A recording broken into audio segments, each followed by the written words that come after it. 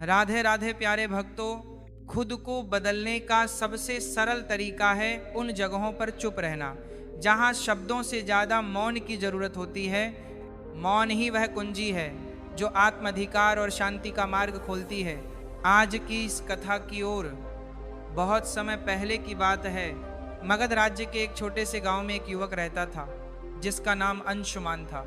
वह बहुत ही अधीर और गुस्सैल स्वभाव का था। छोटी छोटी बातों पर बहस करना और हर बात का उत्तर तुरंत देना उसकी आदत बन चुकी थी। धीरे धीरे उसके इस स्वभाव के कारण लोग उससे कतराने लगे। अंशुमान खुद भी यह महसूस करता था कि उसका स्वभाव उसके जीवन में शांति और खुशियां लाने के बजाय तनाव और अकेलापन बढ़ा रहा है, लेकिन वह समझ नहीं पा रहा था कि वह इस स्थिति से कैसे बाहर निकले। एक दिन उसने सुना कि पास के जंगल में भगवान बुद्ध का प्रवचन हो रहा है। बुद्ध के बारे में उसने बहुत कुछ सुन रखा था, उनकी करुणा, उनका ज्ञान और उनके द्वारा दी गई जीवन की शिक्षाएं। ये सुनकर अंशुमान ने सोचा शायद मुझे मेरे सवालों के जवाब वहां मिल जाएं। वह जल्दी ही प्रवचन स्थल पर पहुंचा। वहां बड़ी भीड़ जमा थी। बुद्ध अपने सरल और स्पष्ट शब्दों में जीवन की गहराइयों को समझा रहे थे। उसी समय बुद्ध ने सभा को संबोधित करते हुए कहा, यदि तुम अपने जीवन में सच्चा बदलाव लाना चाहते हो तो 10 जगहों पर चुप रहना सीखो। यह सुनकर अंशुमान के भीतर आशा की एक किरण जग गई।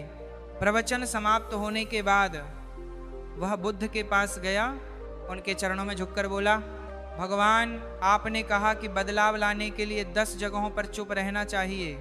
कृपया मुझे विस्तार से समझाइए कि ये 10 जगह कौन सी हैं और मैं उन्हें अपने जीवन में कैसे अपना सकता हूँ। बुद्ध मुस्कुराए और बोले, ये जानने के लिए तुम्हें धैर्य, अनुशासन और आत्मनिरीक्षण की आवश्यकता होगी। अगर तुम इन शिक्षाओं को अपनाने के लिए तैयार हो तो मेरे साथ चलो।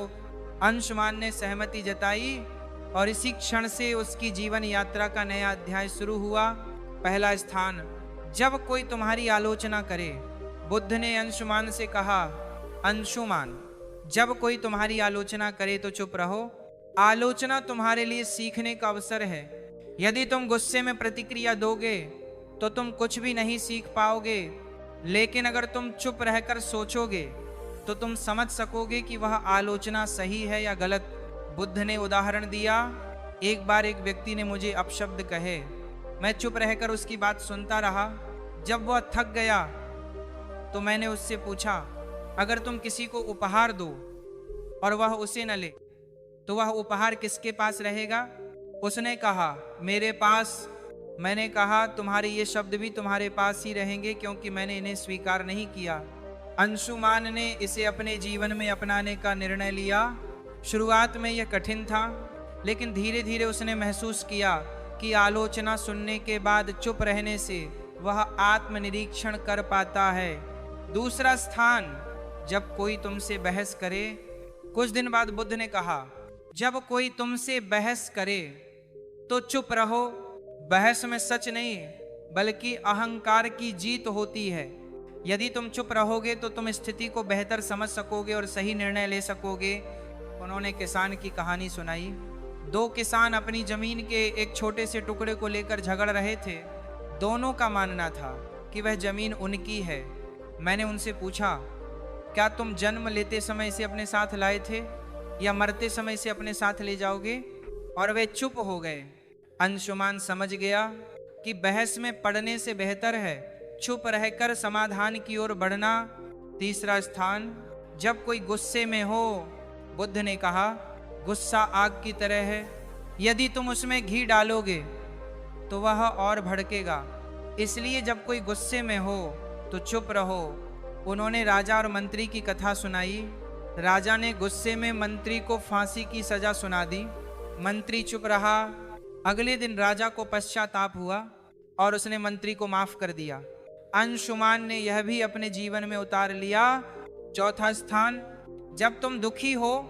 एक दिन अंशुमान बहुत दुखी था। उसने बुद्ध से कहा, भगवान, मैं इस पीड़ा को सहन नहीं कर पा रहा। बुद्ध ने कहा, जब तुम दुखी हो तो चुप रहो। दुख तुम्हारे भीतर बदलाव का द्वार खोल सकता है। चुप्पी में तुम्हें अपने प्रश्नों के उत्तर मिलेंगे। दुख तुम्हें मजबूत बनाता है। अगर तुम उसे समझने का प्रयास करो, उकसाए जाने पर चुप रहना ही सबसे बड़ा उत्तर होता है। यह तुम्हारी शक्ति और धैर्य को दर्शाता है। उन्होंने एक साधु की कहानी सुनाई। एक बार एक साधु को गांव के लोग बहुत परेशान करते थे, लेकिन वह साधु हमेशा शांत रहता था। धीरे धीरे गांव वालों ने उसे तंग करना छोड़ दिया। उनकी चुप्पी ने उन्हें बदल दिया। छठा स्थान, जब तुम्हें दूसरों की मदद नहीं करनी हो। बुद्ध ने समझाया, हर जगह मदद करने की आवश्यकता नहीं होती। जब कोई तुम्हारी राय नहीं मांगे तो चुप रहना बेहतर है। यह शिक्षा अंशुमान के लिए बहुत उपयोगी सिद्ध हुई। सातवां स्थान, जब तुम्हें अपने ज्ञान पर घमंड हो। बुद्ध ने कहा, ज्ञान विनम्रता का आभूषण है।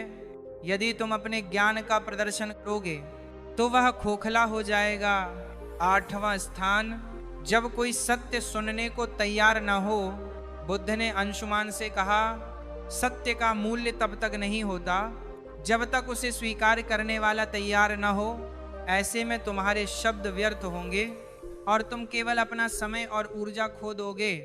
फिर उन्होंने विस्तार से बताया, जब तुम किसी को सत्य बताने का प्रयास करोगे और वह अपने भ्रम या अहंकार में डूबा होगा तो तुम्हारे शब्द उसे असहज कर देंगे। ऐसे समय में चुप रहना ही सबसे बड़ा उपाय है। सत्य का बीज तभी फलता है। बुद्ध ने अंशुमान को एक कथा सुनाई। एक राजा के दरबार में एक साधु आया और उसने कहा, राजन, तुम्हारे निर्णय गलत हैं। राजा को यह सुनकर अत्यंत क्रोध आया और उसने साधु को दरबार से बाहर फेंकने का आदेश दे दिया। साधु ने जाते जाते कहा, सत्य कहने का समय अभी नहीं आया। जब तुम्हारा मन इसे समझने के लिए तैयार होगा तब मैं लौटूंगा। वर्षों बाद राजा ने अपनी गलतियों से सीख ली और साधु को फिर से बुलाया। इस बार राजा ने न केवल साधु की बात सुनी बल्कि उसे अपने जीवन का मार्गदर्शक भी बना लिया। बुद्ध ने अंशुमान को समझाया, सत्य का प्रभाव तभी होता है जब सुनने वाला उसे ग्रहण करने के लिए तैयार हो। नौवां स्थान, जब परिस्थितियां तुम्हारे नियंत्रण में न हो। बुद्ध ने कहा, जीवन में कई बार ऐसी स्थितियां आती हैं जिन्हें तुम बदल नहीं सकते। उन पर क्रोधित होकर या व्याकुल होकर तुम केवल अपनी शांति खो देते हो। ऐसे समय में चुप रहना ही सबसे बुद्धिमानी है। उन्होंने समझाया, चुप रहना कमजोरी नहीं बल्कि धैर्य और संतुलन का प्रतीक है। एक किसान ने बुद्ध से पूछा, मेरा खेत सूखा पड़ा है, बारिश नहीं हो रही, मैं क्या करूं? बुद्ध ने कहा, तुम बारिश नहीं बदल सकते लेकिन तुम अपनी मेहनत की दिशा बदल सकते हो। चुप रहो, शांति से सोचो और समाधान स्वयं प्रकट होगा। किसान ने ऐसा ही किया और उसकी समस्या हल हो गई। 10वां स्थान, जब तुम्हारा दिल भर जाए। बुद्ध ने कहा, जब हृदय कृतज्ञता, प्रेम और शांति से भर जाता है तो शब्दों की आवश्यकता नहीं होती। ऐसे समय में चुप्पी स्वयं एक भाषा बन जाती है। एक शिष्य को गुरु ने आत्मज्ञान दिया। उसका हृदय कृतज्ञता से भर गया। उसने कहा, मैं धन्यवाद कहना चाहता हूँ लेकिन शब्द पर्याप्त नहीं लगते। गुरु मुस्कुराए और बोले, तुम्हारी चुप्पी ही मेरा सबसे बड़ा धन्यवाद है। अंशुमान ने यह ज्ञान ग्रहण किया और बुद्ध ने उसे परीक्षा के लिए एक गांव भेजा। जैसे ही वह पहुंचा, लोगों ने उसे ताने मारे, तुम कभी नहीं बदल सकते, तुम हमेशा दूसरों को दोष देते हो, तुम यहाँ क्यों आए हो? अंशुमान का स्वभाव था तुरंत उत्तर देना, खुद को सही सिद्ध करना, लेकिन इस बार उसने चुप रहना चुना। उसने बुद्ध का बताया पहला स्थान याद किया, जब कोई तुम्हारी आलोचना करे तो चुप रहो। वह शांत खड़ा रहा। धीरे धीरे गांव वाले थक गए और उसकी चुप्पी देखकर हैरान हो गए। उन्होंने महसूस किया कि वह बदल चुका है। अंशुमान बुद्ध के पास लौटा और कहा, भगवान, चुप रहना कठिन था लेकिन इससे मुझे एक नई ऊर्जा मिली। बुद्ध मुस्कुराए और बोले, यही पहला कदम है, अब अगली परीक्षा के लिए तैयार हो जाओ। दूसरी परीक्षा, जब कोई बहस करे। बुद्ध ने अंशुमान को एक व्यापारी के पास भेजा जो हमेशा अपने ग्राहकों से बहस करता रहता था। बुद्ध ने कहा, इस व्यापारी से कोई सवाल पूछो और जब वह बहस करे तो चुप रहो। अंशुमान व्यापारी के पास गया और पूछा, आपके सामान की कीमत इतनी अधिक क्यों है? व्यापारी तुरंत गुस्से में आ गया और बहस करने लगा, तुम्हें क्या पता कि मैं कितना मेहनत करता हूँ? क्या तुम मेरे काम की कदर नहीं करते? अंशुमान ने बुद्ध के दूसरे स्थान को याद किया, जब कोई बहस करे तो चुप रहो। वह शांत खड़ा रहा। उसकी चुप्पी ने व्यापारी को सोचने पर मजबूर कर दिया। उसने महसूस किया कि बहस का कोई अर्थ नहीं है। तीसरी परीक्षा, गुस्से का सामना करना। अब बुद्ध ने अंशुमान को एक ऐसे व्यक्ति के पास भेजा जो अपने गुस्से के लिए कुख्यात था। अंशुमान को उसके पास जाकर मदद मांगने को कहा। उस व्यक्ति ने गुस्से में कहा, तुम्हें मुझसे मदद चाहिए? तुम्हारी हिम्मत कैसे हुई? अंशुमान ने पहले की तरह जवाब देने की बजाय चुप रहने का निर्णय लिया।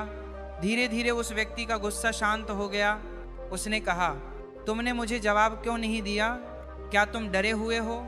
अंशुमान ने कहा, मैं आपके गुस्से को नहीं बढ़ाना चाहता था। उस व्यक्ति ने महसूस किया कि चुप्पी में शक्ति है। चौथी परीक्षा, दुख का सामना करना।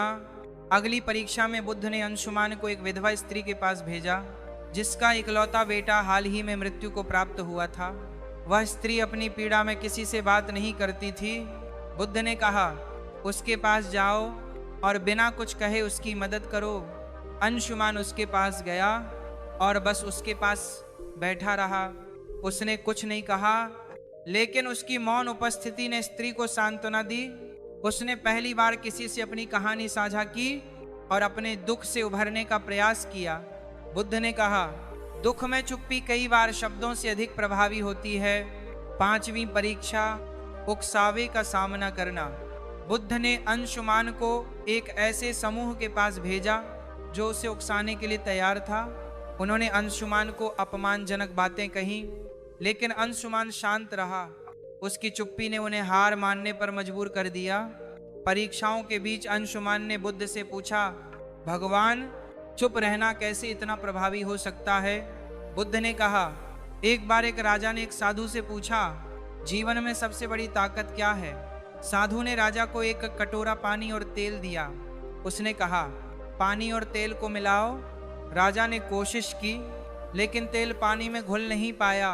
साधु ने कहा, चुप्पी तेल की तरह है, इसे आपसे अलग नहीं किया जा सकता। जब तक तुम इसे संभालोगे, ये तुम्हारी सबसे बड़ी ताकत रहेगी। अंत की परीक्षा, जब दिल भर जाए। अंत में बुद्ध ने अंशुमान को खुद से एक और परीक्षा लेने को कहा। उन्होंने कहा, जब तुम्हारा दिल खुशी और कृतज्ञता से भर जाए, तब चुप्पी को अपनाओ। अंशुमान ने महसूस किया कि जब वह अपनी सभी परीक्षाओं में सफल हुआ तो उसका दिल शांति और आनंद से भर गया। उसने बुद्ध के चरणों में झुककर कहा, भगवान, मैं बदल चुका हूँ। अब मैं जानता हूँ कि चुप्पी ही सच्चा ज्ञान है। ये कहानी हमें सिखाती है कि चुप रहना केवल बोलने से बचना नहीं है, ये एक आंतरिक शांति और समझ का प्रतीक है। बुद्ध की यह शिक्षा हमें अपने जीवन के हर पहलू में संतुलन और शांति लाने का मार्ग दिखाती है। जब हम बोलने की बजाय सुन और समझना सीखते हैं तो जीवन वास्तव में बदलने लगता है। ये कहानी हमें सिखाती है कि चुप्पी सिर्फ